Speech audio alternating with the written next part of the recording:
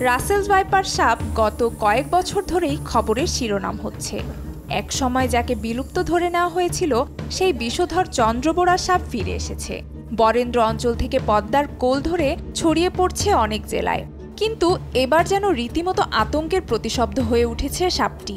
একের পর এক খবর আসছে রাসেলস ভাইপারের দংশন ও তার থেকে মৃত্যুর।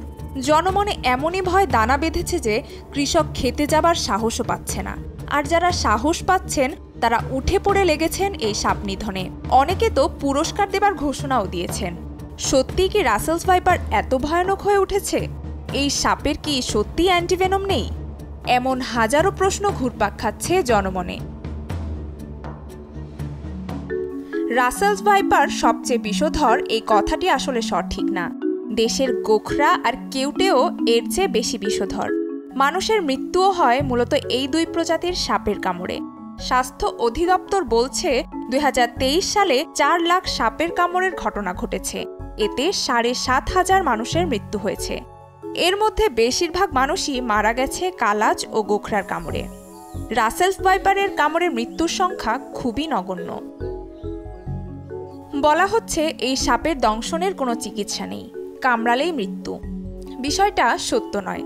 সর্পদংশনের চিকিৎসায় দেশে যে অ্যান্টিভেনম ব্যবহৃত হয় সেই পলিভ্যালেন্ট রাসেলস ভাইপারের বেলাতেও সমানভাবে কার্যকর। বিশেষজ্ঞরা বলেন সাপে কামড়ানোর ১০০ মিনিটের মধ্যে আক্রান্ত ব্যক্তিকে হাসপাতালে নেওয়া গেলে তার বেঁচে যাওয়ার সম্ভাবনা প্রায় ৯০%। তবে এই সাপের বিষ হেমোটক্সিন প্রকৃতির।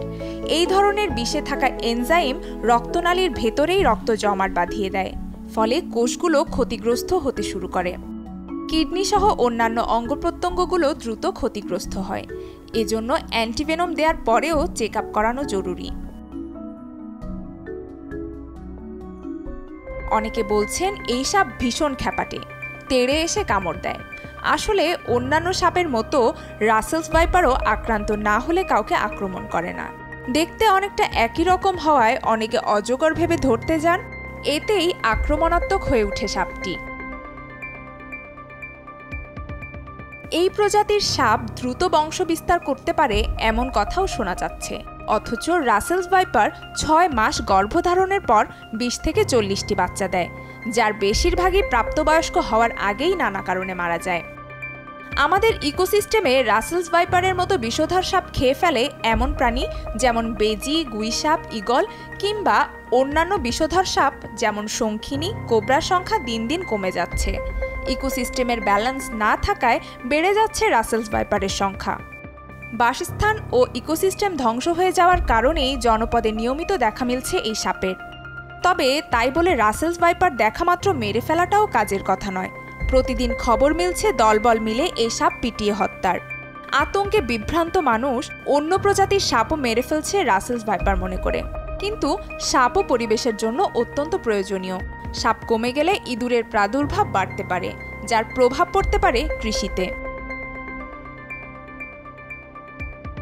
তাই বরং রাসেলস ভাইপার নিয়ে আতঙ্কিত না হয়ে সাবধানে চলাচলের পরামর্শ দিয়েছেন বিশেষজ্ঞরা।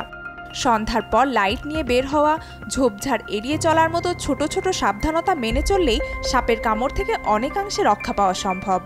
আর সাপ যদি কামড় দিয়েই দেয় তাহলে ওঝা বা কবিরাজের কাছে গিয়ে সময় নষ্ট না করে দ্রুত হাসপাতালে নিয়ে চিকিৎসা নিতে হবে। জেলা পর্যায়ের সরকারি হাসপাতালগুলোতে বিনামূল্যে অ্যান্টিভেনম দেওয়া হয়।